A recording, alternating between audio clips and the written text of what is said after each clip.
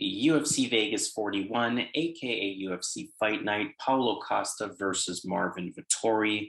Welcome to the main card prediction video by yours truly here at Boxing MMA Picks. He goes by the name of Zan, I go by the name of Harris. And as usual, we're giving you our fight-by-fight breakdown, fight-by-fight analysis, specifically from the betting perspective.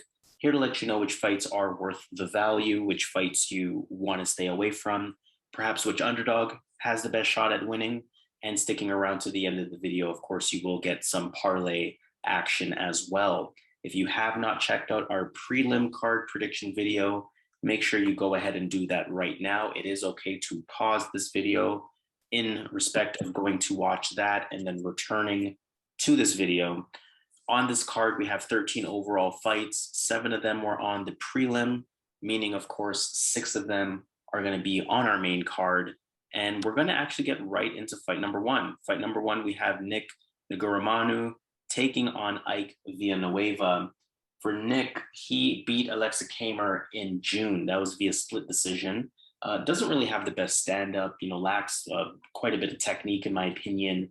Doesn't really have the best striking defense either. But he is good at coming forward. He is good at putting on that constant pressure, likes to engage. He has that toughness factor, seems to have a chin too.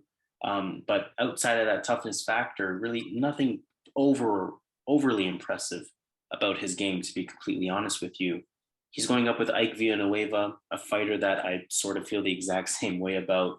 He lost to Marcin Prachnio in June. Pretty much a boxing type of stance on the feet. His attack is primarily hands. He's going to be coming forward a lot in this fight, so it's going to be interesting to see 2 fighters who want to come forward.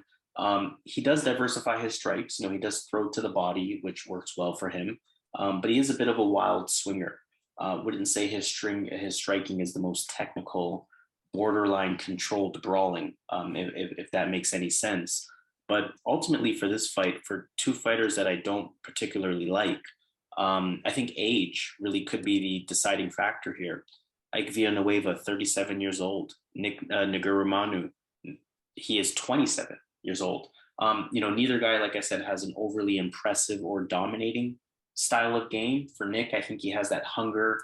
I think he has that ability to capitalize when he senses his opponents are tired. And I think he has that, again, that toughness and that engagement factor to him that can allow him to pull the victory out. And again, like I said, can't rely on either of these guys here. I like betting against Ike Villanueva in general, but I don't necessarily feel confident betting for Nick. So I will pick Nick Negumereanu to win, but I wouldn't encourage putting this on any parlay. I wouldn't encourage betting on this fight in general. This is a fight I don't trust. It's in the light heavyweight division where anything could happen. But again, for the sake of making a pick, I'm going to go with Nick Negumereanu. All right. So when I look at this fight, I think Ike. I don't believe Ike Villanueva is even UFC level. He's just wants to keep it on the feet. He has good boxing though, decent boxing, but he has that Sal Malvi vibe to me, where they only know one thing in this game of mixed martial arts. Now Nick, he's not that good either, but he's definitely shown an improvement from the fight versus Safirbek Safarov, and then his fight versus Alexei Kamer. Kamer was a close fight. He got the win. But I think in this fight, Ike has problems with people that can take him to the ground. Now, Nikolai is not the Randy Couture or the best wrestler, but he does have wrestling in his arsenal, and I think he's going to utilize it here because when they're on their feet, I think Ike is too sharp. I think Ike can really knock him out on the feet. But I'm going to go with Nick here to get this to the mat here, utilize his wrestling for at least 2 rounds because Ike is a fish out of water there, right? So I'm going to go Nick to get this done. Fight number 2, we have Francisco Trinaldo taking on Dwight Grant. Francisco Trinaldo, he lost in June to Muslim Salikov. Of course, we know he was stepping up in weight at that time for his first fight at welterweight. 43 years old, of course, that's going to be the first thing that you notice about him. He is a kickboxer, BJJ practitioner as well. Southpaw on the stand-up, really heavy strikes with the hands and the feet. especially with that left straight that he has. Solid clinch, solid takedowns, good on top. One of those really solid overall veteran fighters. Outside of age, you know a lot of good things to like about him. Dwight Grant, he beat Stefan Sekulic via split decision in April. In the stand-up, throws a lot of haymakers, especially when you start to engage with him. Overextends himself at times. That can leave him open. Very explosive. The movement is almost somewhat awkward in some ways, or at least unorthodox, to say the least. He does throw punches at unique angles. He does lunge forward when he punches at times. Throws a lot of jabs out there to try to find the timing and the spacing. Doesn't really offer anything in terms of a ground game, so don't necessarily look for that diversity from him.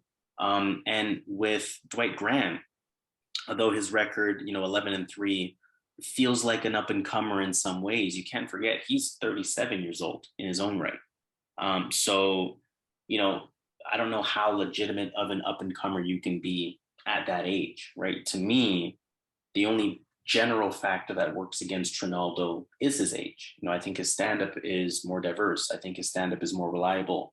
I think he offers the diversity by adding a ground game.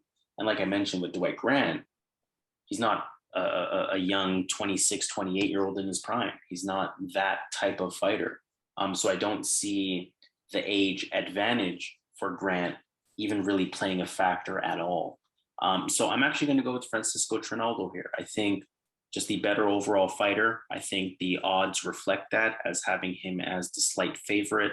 And I don't think Dwight Grant is good enough or young enough to beat Trinaldo. So I'll keep that simple. Francisco Trinaldo is my pick, better overall fighter. Yeah, I think this is a super hard fight. You look at Dwight Grant, he is a long striker, long legs, long arms. This guy has good striking, and he's pretty accurate with the striking. In his loss versus Daniel Rodriguez, he was looking pretty good till he got that was a good comeback on Rodriguez's end. But Dwight Grant definitely hurt him. So the Dwight Grant can definitely hurt people, and he definitely has pop. He can definitely win this fight. It's his division. Trinaldo, again, it's his second fight in this division. But Trinaldo has shown throughout his career he's super durable. He's never been finished. He's fought in the higher level of competition. They're both pretty durable, but Trinaldo's never been finished, and obviously Dwight Grant has. I'm gonna have to go with Trinaldo as well. I'm gonna go with the veteran here. He has some wrestling as well if he needs to fall back on. I don't think he's gonna go that route. I think he's gonna utilize that left hand, and he's really accurate with that left hand as well. So I'm gonna go Trinaldo here, just having a strong strength of schedule here, and he really doesn't lose fights. I know he lost to Alex Hernandez, but I thought he won that fight. I like him in this spot. I think the power is going to be the difference here. So I'm going to go Francisco Trinaldo to be able to take the shots from Dwight Grant. And then obviously I don't think Dwight Grant can take his shot back. So I'm going to go Francisco Trinaldo to get it done. Moving on to fight number 3, we have Alex Caceres taking on Seung Choi. How do you feel about this one? Yeah, I like Seung Choi here to get this done. He's too big here. I don't think Caceres has the wrestling chops to get this to the mat here. And we've seen Seung Choi do well with Bilal. What was his name again? Zalal Youssef, keeping that fight on the feet. And Zalal Youssef definitely has better wrestling than Caceres. Yeah, this is Seung Choi. I think this is my most confident pick on this card. The closest fight to a lock, but Caceres definitely is a slippery striker. He definitely can counter. But the thing is, Seung Choi has more tools in the striking area. He has more weapons in his toolbox. Bigger guy. Yeah, I really like him in this spot to win a striking match. Yeah, I'll keep my prediction really short on this. I'm going to echo that. I'm going to echo everything that you mentioned. I think Seung Choi, too strong, too big, can handle the wrestling, can handle the wrestling attempts by Alex Caceres from what we saw with the Yusuf Zalal fight. Caceres we know is a bit tricky, like you said. Good movement, stays patient, has that improved striking IQ as his career has progressed. On a 4-fight win streak at this point, so you can't take that away from him. But yeah, I think Seung Choi, my most confident pick on this card as well. I think he's just too big, more of a threat on the feet, nullifies the takedown game completely. And I'm really just going to leave it at that. Seung Choi, he's going to be my pick. He's going to be somebody that I look to put on any parlay that I have. And let's move on to fight number 4. So fight number 4, we have Jessica Rose Clark taking on Joselyne Edwards. Interesting fight here. Jessica Rose Clark, she beat Sarah Alpar in September of last year. So it's been just over a year since her last fight. Rose Clark, I mean, a solid overall fighter. You know, she has reliable stand-up, solid boxing, cuts the ring off well, good striking accuracy, good striking technique, uses good fakes, good slips to time her opponent, has diversity in her stand-up. She includes those leg kicks as well. And, solid takedown defense, although I don't think that'll be a factor in this fight specifically, but 73% defense in 5 UFC fights, should that matter. But Joselyne Edwards, on the other hand, she lost to Carol Hossa in February, patient striker on her own end, not active enough at times for me. Her striking technique also doesn't look the greatest, but I have seen some good leg kicks out of her, good calf kicks. I do recognize that she does have some grappling, although I wouldn't call her a threat with the grappling necessarily. And I think the biggest thing for her is that she doesn't have the best takedown defense. Ultimately, I think Clark has the advantage in a few things here. I think she has the advantage in the striking IQ, the striking diversity, the striking speed, the boxing, perhaps even the wrestling, if not the overall ground game in general. And Clark, of course, you have to always refer to, strength of schedule, or at least how long has she fought at a higher level versus Joselyne Edwards, and she has that to her advantage as well. So Jessica Rose Clark is going to be my pick. Minus 140 is some decent odds for a decent fighter. And I think Joselyne Edwards just has a couple of holes in her game that Jessica Rose Clark will be able to take advantage of. So Jessica Rose Clark is going to be my pick. Yeah, I'm going Jessica Rose Clark. I think the grappling is the big thing here. Joselyne definitely may have the striking advantage, or she does have the striking advantage with her long arms, her boxing. But there's no power in those strikes at all. I think eventually Clark gets the grappling, gets the clinch, takes her down. I think that's how the fight's going to go here. So I'm going to go Jessica Rose Clark to utilize wrestling to get this done. Moving on now to then our main event of the evening. We have Grant Dawson taking on Ricky Glenn. How do you feel about this one? I like Grant Dawson here. I think he's going to be the bigger guy in the ring. His wrestling, I think that's going to be a big thing. I think that's going to be hard to deal with. And his ground and pound is ferocious. I don't think Ricky Glenn's going to be ready for that. Ricky Glenn definitely has the cardio. He can keep going. He's definitely a fighter. He's been in the game for so long. But I'm just really impressed with Grant Dawson here in his improvements in each fight. And I think in this fight specifically, I think he's going to be able to get this to the mat. So I'm going to go Grant Dawson here, utilize that grappling, eventually get a finish, or get a choke or a knockout even on the ground. So Grant Dawson's my pick. Some additional commentary on Grant Dawson, almost 3.5 takedowns per fight. Legitimate wrestling. He trains with James Krause. That name should speak for itself in terms of having a legitimate ground game. Good entries, good single leg, good trip as well. And I can see him using those things, especially against a longer Ricky Glenn, or at least a taller Ricky Glenn. Glenn's last fight didn't really provide too much intel. At the time, it was over 2 years since his last fight. And with that fight ending the way that it did, there's still some question marks in terms of, what exactly does Ricky Glenn bring to the table after being, obviously prior to his last fight, being inactive since November 2018. But Grant Dawson, just a more diverse fighter here, the one with the clear wrestling advantage to the point that you mentioned. And I think he's going to use that. I think he's going to do it for at least 2 rounds. And that's all that's going to matter from a scorecard perspective. 17 wins, 1 loss. So he's obviously a very confident fighter as well. Whereas somebody like Ricky Glenn, you lose 6 times. Doesn't mean you lose confidence, but it does mean you're kind of used to losing. So Grant Dawson is going to be my pick as well. I think the wrestling will be too much. We see him there at minus 340. I don't like those odds, I'll be honest with you. I do feel pretty confident in him winning, but I wish that came down a bit to even a minus 270. I would have been mad at, but minus 340, a little steep for me. I probably don't get too trigger happy in terms of how much money I put on this, but Grant Dawson will again be my pick. We're going to move on then to the main event of the evening. We have Paulo Costa taking on Marvin Vettori. Of course, a very high level middleweight fight. Paulo Costa, I think he's ranked number 2 in the division. Marvin Vettori, I think he slid a bit, right, going down to number 5, if I'm not mistaken. But for this fight, normally a main event, I spend a little bit more time on. I probably don't need to spend too much time on this fight. I'll break down each fighter. Paulo Costa, we know he has that good pressure in stand up. We know he's always coming forward. We know he has that scary power. We know he has some striking diversity. He gets the kicks in there as well. But primarily, he's going to be a threat with his hands. Good combinations. He'll throw punches to the body pretty effectively as well as part of those combinations. Marvin Vettori, first of all, both of these guys, their last fight was a loss to Israel Adesanya, so they have that in common. Vettori was on a 5-fight win streak prior to that, and of course Costa was undefeated prior to that. But Marvin Vettori, good overall MMA game. Southpaw on the feet, good hands. He can land combinations as well in his own right. Good at closing the distance, good at using an active jab hand.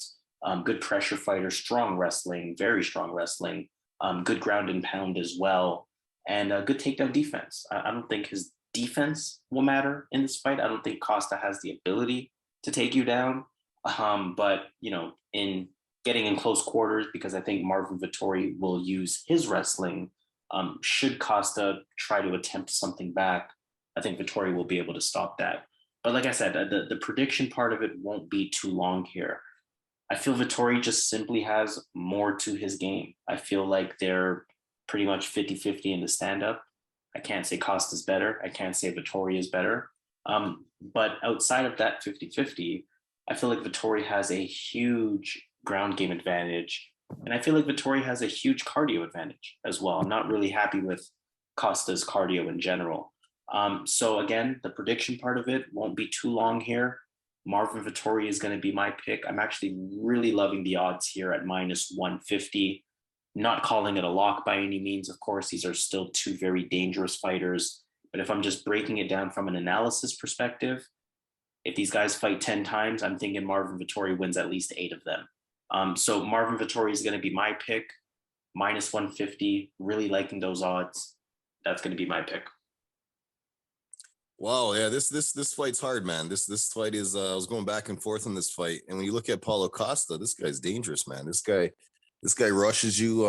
He's very active in the striking, and this guy has power. I think his fight versus Adesanya is making a lot of people forget how dangerous this guy is. Like, this guy can flatten Marvin Vettori in the first 2 rounds.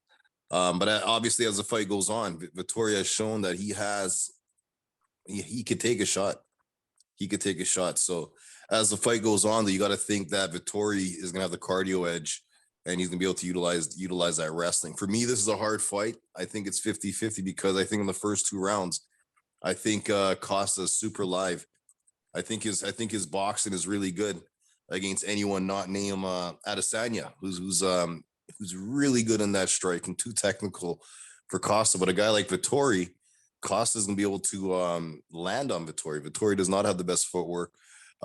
He's pretty slow. But again, I think he could take the shots here. I think he can give out some more shots on his end. His striking is improving, but I give Costa a good advantage in the striking area. But I like Vettori almost everywhere else. I like his wrestling. I like his cardio. Hard fight for me, but I think if Vettori brings him into the deep end here, the later rounds, I think it's his fight here to get the win, even a finish in the later rounds. I think his cardio is superior here, and he's gone 5 rounds before. So I'm going to go Marvin Vettori to deal with the pressure early, surviving. Then obviously, as the fight goes on, I see this fight swinging in his favor. And again, he has a good chin, so he can take a shot. I'm not sure if he can take Paulo Costa's shot, but he has shown that he can take a shot at this level. So I'm going to go Marvin Vettori here, banking on that he could take the shots here, get this to the 3rd round, and style on Costa at that point. Great additional insight for sure on the side of both fighters there. let's take it to Vegas in that case. I guess starting with an underdog pick that you're potentially feeling has the best shot at winning. Who are you taking a look at? All right, underdog wise. Let me see here on the main event, Main the event, main card. up to Yeah, you. Main let's go with the card, main card. entire card, up to you. All right, let's go main card here. I'm gonna go. I'm gonna go with none of these guys on the main event. Yeah, yeah, I'm gonna echo that. That's why that's why I threw it to you first. I don't have anyone underdog wise for the main card, so I'm not gonna force going underdog hunting here. Doesn't mean bet on all the favorites, but it does mean don't try to chase an underdog on this main card, at least according to the both of us. And in terms of your favorite picks, who are you taking a look at? All right, I like Grant Dawson. I like Seung Choi, and this is a tough one for me, but I'm actually gonna go with Nikolai. This is tough. I don't really put bets on these lower level guys. But yeah, Ike is pretty old here, and Nikolai should have the wrestling here to neutralize Ike. So I'm gonna go Nikolai, but again, I don't feel confident, but that's my parlay. Those three. All right, so those three would be a plus 141. $100 will return 241, and for our bigger betters, $250 will return 603. In terms of favorite picks that I'm taking a look at, I'm gonna roll the dice a little bit more. I'm taking a look at Seung Choi, who is definitely my most confident pick on this entire card. I'm also taking a look at Jessica Rose Clark. I just think she has the better skill set than Joselyne Edwards. And again, I mean, main event here, I'm going with Marvin Vettori. We've seen sort of the history of the UFC, the big puncher versus the better fighter. And especially lately, the big puncher has not been successful. So I'm going to bank on Vettori getting it done in a 5-rounder. Those three fights plus 274, $100 will return 374. And for our bigger betters, $250 will return 935. So let's sign off on that note. Make sure you participate in the comments. Make sure you hit the thumbs up. Make sure you hit that notification bell as well. Let us know in the comments how you feel about our parlays, about our lack of underdog picks. Are there perhaps an underdog or two that you are considering for the main card? Let that be known in the comments below. And of course, do not forget to subscribe to the channel. Officially signing off here, this has been the UFC Vegas 41 main card prediction video, aka UFC Fight Night, Paulo Costa versus Marvin Vettori. He goes by the name of Zan. I go by the name of Harris. We are boxing MMA picks. And as usual, let's get this money. Let's get it.